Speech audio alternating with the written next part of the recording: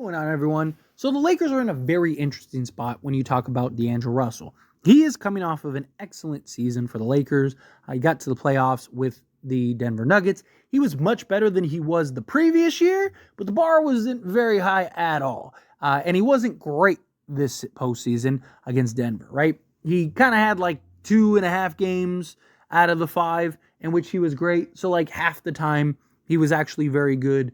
The other half he was just terrible, right? And it's a real question. It's a real problem because the Lakers need consistency. They need that third guy to be consistent game in and game out. D'Angelo Russell is undoubtedly an excellent talent, and his three-point shooting, his ability to play off ball, his ability to play on ball and make plays for others, I mean, he can really thrive. And with the new coach, it's very possible he could be even better for the Lakers, kind of in a better position, a better fit. And depending on what the Lakers do with the roster, maybe he doesn't have to be the third option. But the Lakers have to figure out how to keep him first. Now, the Lakers can't really afford to just let him walk because they can't really replace him. So if he leaves, they could technically, they could get to their full mid-level exception, but one, that hard caps you, and two, you got to be careful with Max Christie's contract. It's very possible you could end up losing the ability to sign Max Christie, and now you're in trouble, right? Because now not only are you losing D'Angelo Russell, you're losing Max Christie. So there is actually some word and some talk that the Lakers, what they might do is wait and see whatever D'Angelo Russell does. It's still a very real possibility that he opts in, right? Depending on what his market is. But D'Lo's going to explore his market. He's going to try to see what's out there and what teams are willing to pay him what. And if a deal is there, he's expected to opt out and end up signing with said team. So what the Lakers' plan is let's say Orlando. Just use Orlando as an example. So let's say the Orlando Magic say, hey, we'll give you $19 million a year, right? Which is more than what the Lakers, what he would opt in for. Well, the Lakers' plan is they would give him a big 1-year balloon payment to basically be able to trade him. So, for example, again, say Orlando offers him $19 million, they would go to D'Lo and say, okay, we'll give you $25 million. Right? Like, let's say Orlando is like, we don't want to work out some type of trade, right? So to avoid losing D'Lo for nothing, they would basically give him, say, 25 or maybe even 30 million. Like, Orlando can only give you 19. We'll give you 30 million. And that should hopefully be enough to incentivize him to stay for a year because he'll get a bag. And then now the Lakers have a $30 million expiring contract that they can use to match salaries to go trade for a star or multiple role players like a center, whatever the case may be. Look at it as what Bruce Brown and the Indiana Pacers did, right? So the Lakers were going to sign Bruce Brown for Gabe Vincent's money. Instead of Gabe Vincent, we were supposed to have Bruce Brown. And then Indiana came in and said, hey, we'll double it. Lakers give you $11 million, we'll give you $22 million. And he signed for that, and then they were able to use that to go get Pascal Siakam. That's what the Lakers would be willing to do with D'Angelo Russell. However, I don't hate the idea of, okay, so Lakers are going to go trade for a star, right? That's the goal, that's the idea, that's the mission, right? Donovan Mitchell, Trae Young, whomever. Now, if the Lakers get Trae Young, I think you have to unload D'Angelo Russell. But if they got somebody like a Donovan Mitchell is coming off of like an all defensive type season, right? Like he was very good defensively this year. And D'Lo's ability to shoot the basketball and play off ball, I don't hate the idea of like now D'Lo's our fourth option and he gets to stick around, right? Because I mean, look, I know a lot of people think like D'Lo is more likely they're not going to want to leave him. I think he does too, because it's like, dude, why don't you cue the Will Smith meme, right? The Fresh Prince meme. It's like, how come you don't want me, man? Right? Like, but if the Lakers were like, hey, dude, like we actually we want to keep you around. We want to go get Donovan Mitchell and pair you with Donovan Mitchell. And we're going to have you, Donovan Mitchell, Jared Vanderbilt, LeBron James, and Anthony Davis. You're going to have to play more off ball than you have, but the way you've been able to shoot and whatnot, you're going to be in really good shape. Like, that's what we're looking to do. That's the plan. That's the goal, right? I think he would stick around. Like, I do. I think he wants to be with the Lakers. I think he wants to stay in LA. I just think he wants to I think he just wants to know, like, you guys want me, right? Like, that's the issue, right? Like, if he was like, if they, the problem is, like, the Lakers just keep trying to trade him. Every time he's on the Lakers roster, it's like, oh, we're going to trade you. We're going to trade you. We're going to trade you. At some point, you're just like, all right, like, fine. I'm tired of being in the trade rooms. I want to go somewhere where I want to be where I'm wanted, right? So I think if the Lakers told him, like, hey, we want you, I think that he would stick around. But I also think that if you do that, you wouldn't be able to do that big explosive deal. So does he end up leaving if that's the case? Right. And then you also run the risk of, like, Donovan Mitchell or Trey or whoever don't end up coming. And now you're kind of in this position where you're stuck, right? Like, you don't want that to happen. But I do like the idea of, like, if you were to go trade for Donovan Mitchell and then keep D'Lo around, I don't hate that idea, right? And you can always trade D'Lo later on down the road if you wanted to.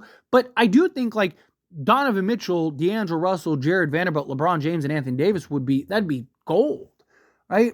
And I think you'd still be in a good spot. And you'd still have, like, Gabe Vincent off the bench, which he's a tradable asset if you needed to, or Jared Vanderbilt if you needed to, or whatever, right? Like, you could still go make other moves if need be. But, like, imagine if, like, okay, let's say the Lakers, imagine an offseason where Lakers go trade for Donovan Mitchell, and let's say your starting five is Donovan Mitchell, D'Angelo Russell, Jared Vanderbilt, LeBron James, and Anthony Davis, right? D'Lo is now your fourth guy. So now those games that he has that are really bad, it doesn't really matter. It's not as big, it's not as impactful, right? Like, Austin Reeves wasn't very good in most of those games. It didn't really matter. It was just like, if D'Lo showed up, we were good, right? Because Reeves was the fourth guy.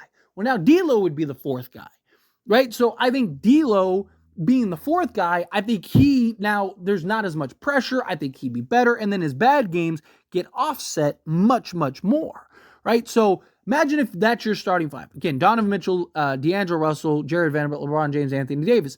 Then you have Gabe Vincent. Go take a flyer on, like, a Kevin Porter Jr., right? You have, like, let's say Taurean Prince sticks around. Then you got Christian Wood who sticks around, and then go get a Valanciunas. You're 10 guys deep. And you have multiple guys. Like, D'Lo can go get a bucket and hit the three. Donovan Mitchell can go get a bucket and hit the three. LeBron James and Anthony Davis, or LeBron James and Anthony Davis. Jared Vanderbilt was actually looking like a very good offensive threat before he ended up getting hurt, right? I mean, he was averaging like 11 a game at that point. So to me, I don't hate the idea of sticking around and keeping D'Angelo Russell. Now, if I'm being honest, I think that D'Lo is gone one way or another. I think either A, he ends up just leaving and opts out, or B, the Lakers do go that route, which I hope that they do that route, which is, like, give him the inflated contract. Because, again, like, let's say you go trade for Donovan Mitchell, right? You pull off that deal, and, you sign Valanciunas. Let's say you do everything I just mentioned about the offseason, right? And you have D'Lo, but D'Lo's on, like, a $25 million contract, right? Or $30 million, whatever. It doesn't matter, right? But D'Lo's on an inflated contract, right? Well, now you have that plus 5 seconds or whatever to now go and get other upgraded pieces, right? So maybe, a team comes out and they're like, oh, we need to unload some guys, or we want to get rid of some guys, or whatever. Well, now you got a $30 million expiring contract. At that point, you're locked in cap-wise. So even if they are long-term salaries, you don't care. You just want the talent. And you're trading D'Lo. He gets his bag. It's a win-win for everybody, and we're good. Option C is D'Lo opts in and ends up getting traded. So sticking with, like, a team like Orlando, right?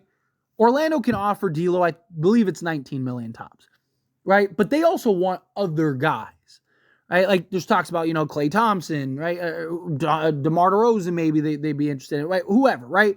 So there's talks that, like, hey, we want to sign these other guys. So what they could do is, we'll just use Klay as an example. Again, just as an example. Let's say Klay does end up signing with the Orlando Magic, right?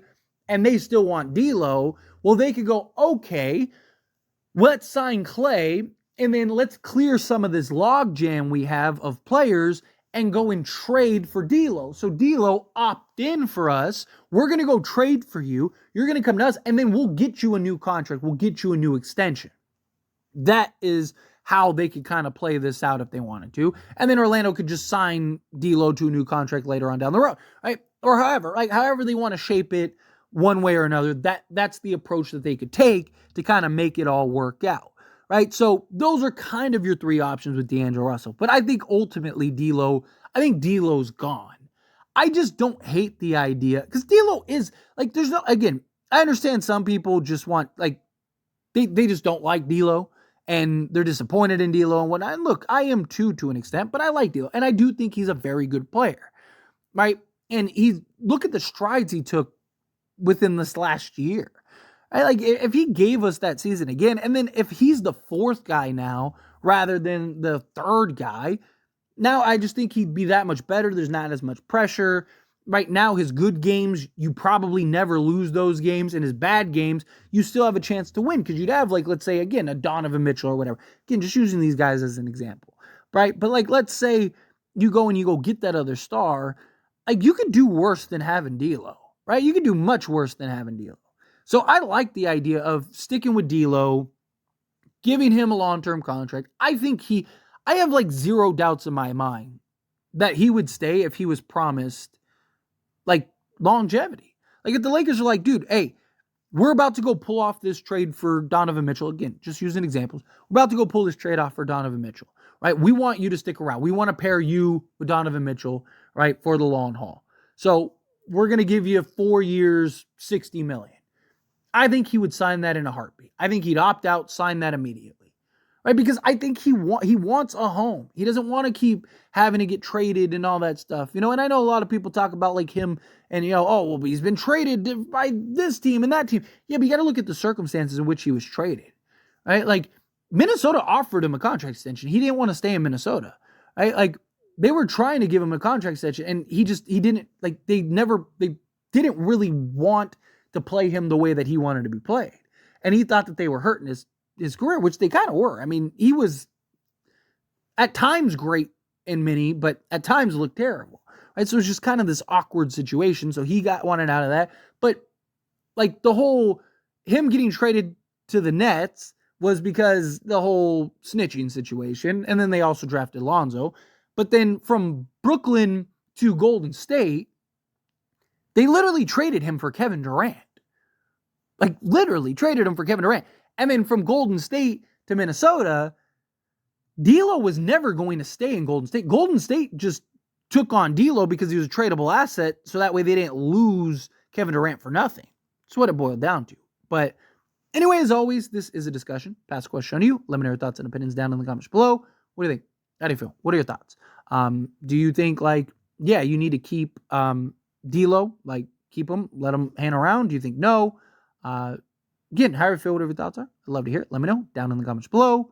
That being said, if you haven't liked this video, hit that like button. Helps me a lot. So we enjoy these types of videos, and I truly appreciate it. Not subscribe to the channel, hit that subscribe button. Turn on the bell notifications. Appreciate y'all. See you in the next one. Thank you.